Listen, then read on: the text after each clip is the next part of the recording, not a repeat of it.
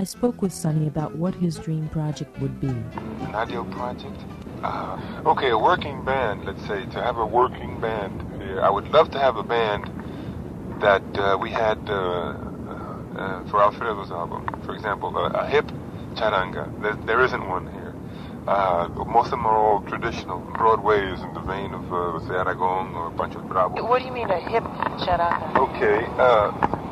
Generally speaking, the charanga bands of today have two violins, one flute, and the rhythm section, timbales, playing the traditional 1 and 3 on the cowbell, and very simple, very plain. Hip in the sense of voicing. In other words, I would like to have 4 violins, maybe a cello, and to be able to voice modern harmonies with that in fourths or, the different types of harmony. More or less like what I did for Alfredo and a couple of the charts that I did for him. And with breaks and have a drummer, a trap drummer playing. There's no charanga today with that kind of combination. What does that do to the sound of a salsa band to have a trap drummer? Oh, well, it just, the trap drummer is there for accents, mostly, and of course for the drive, too.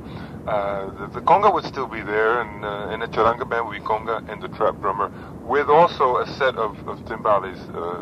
In other words, keep it typical, but for licks, and there's something about the sound of the snare drum in certain licks that's really great. That setup would satisfy me, something like that. It wouldn't have to be the complete set of drums, let's say, with the hi-hat and all that, like Tito Puente has. I would be satisfied with this setup and be able to play that kind of music all the time. Listening to Típica 73, the band Sonny co-leads with percussionist Johnny Rodriguez Jr., one is struck by the unusually full sound that they produce, which distinguishes their sound from that of other salsa bands. Here Sonny speaks about how they achieve this amazingly rich, full sound in their music. Yeah, well, the rhythm section is, tight rhythm section with Joe on congas and Johnny on bongos, and then Nicky fills in a lot. And with that setup I was just talking about, it's not just timbales. He's got timbales, he's got snare drum, he's got a tom-tom, got the bass drum, an assortment of little bells. He's got maybe 4 bells hooked up to his drum set. And and then the patterns that we play are more filling than the standard old-fashioned patterns. In other words, some of the rhythm patterns are based on the Cuban patterns of what's happening today. So that tends to fill up the rhythm section like that. And then, of course, the actual writing or the arranging, voicing for the 4 horns to make it sound big. There are little tricks of the trade that you do, and I know about them. And let's say the ranges that we use, I'm very careful to use the ranges that I know can give us that, like Luis Ortiz, Perico, he's one of them, and who else? Maybe Jose Febles. We have a nice chart from Oscar Hernandez that's coming out in this album, and like that. We've used Eddie Martinez in the past, and Louis Ramirez, and few arranges like that. I hope I haven't left anybody out.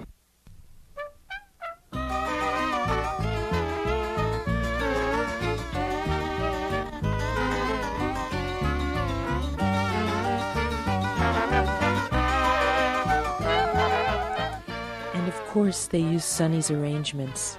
Here's Sonny's arrangement of Somos Dos as recorded by Típica 73.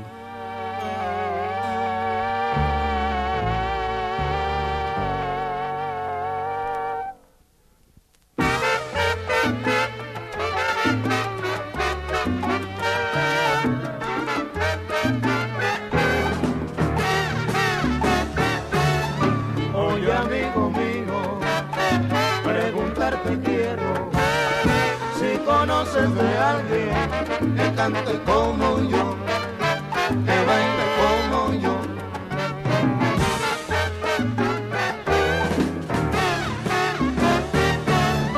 Si lo ves, se lo dice, mi respeto le brindaré.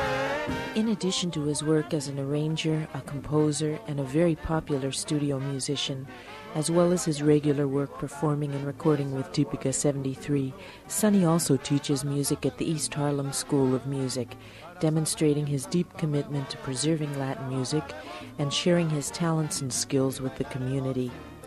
I spoke with Sonny about his work as a music teacher and asked if he could share with us some definitions and information about various forms of Latin music. Well, first of all, let me give a little plug to my school, which is the Johnny Colon East Harlem Music School, which is where I teach. I've taught there since the school was conceived about 8 years ago. and I'm one of them, the only original member of the staff there.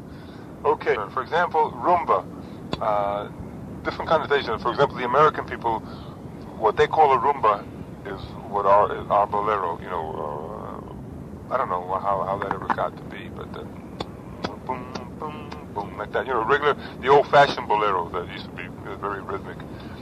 Today our boleros are more like ballads than they are like rhythmic. They're more melodic, right? But our rumba is something very up-tempo. For example, like cumbanchero, cumbanchero, like with the bongo going, really almost breakneck speeds that you really can't keep up with. That's a rumba there, okay? And like, for example, wawanko.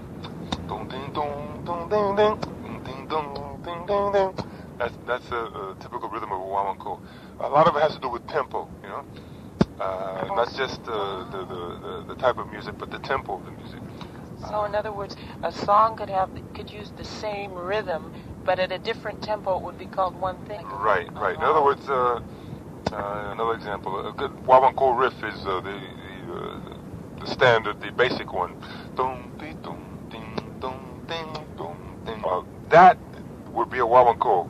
Up tempo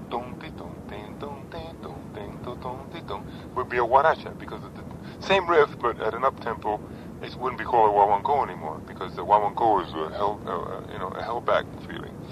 Cha-cha had another thing to it, like ding dong, dong ding dong, dong ding dong, something like that. It's a different riff, this different rhythm. Wahida is more or less dong dong dong dong dong ding dong dong ding ding dong ding ding. Also in the cha-cha vein, instead of that one I gave you was kind of the old one, the first one that came out. Then the kind of like the chanchullo or Oye Como Va riff. Bum, bum, bum, bum, bum, bum. It's still a cha-cha. For those of us who don't know, what's a riff? A riff is like a repeated a vamp that's done over and over again. It's usually on the piano or on the violin, and in Spanish we call it guajeo. On the bass, a repeated pattern would be called a tumbao. The tumbao means that more or less like to keep the tempo going, And something like the son montuno.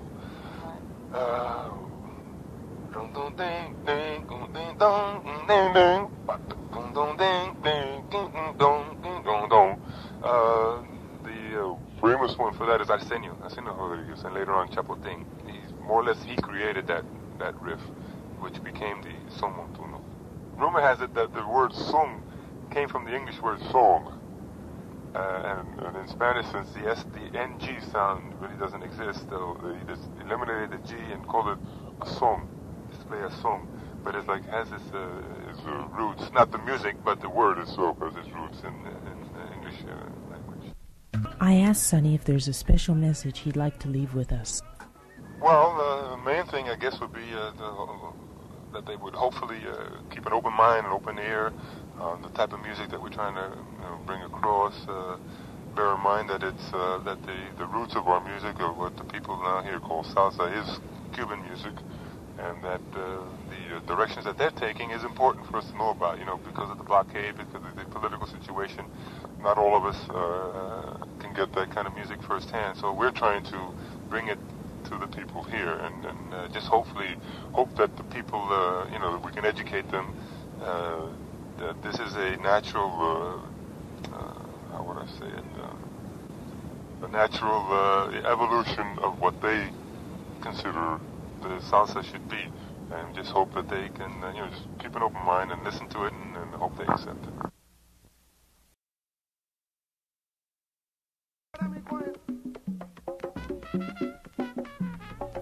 This has been a profile of one of Latin music's contemporary masters, Sonny Bravo, and there's no better way to conclude it than by listening to his masterpiece, Salsa Suite, composed and arranged by Sonny and recorded by Típica 73. I'm Nina Lenart, and I'd like to thank you very much for joining us in this special presentation. And remember, que viva la música!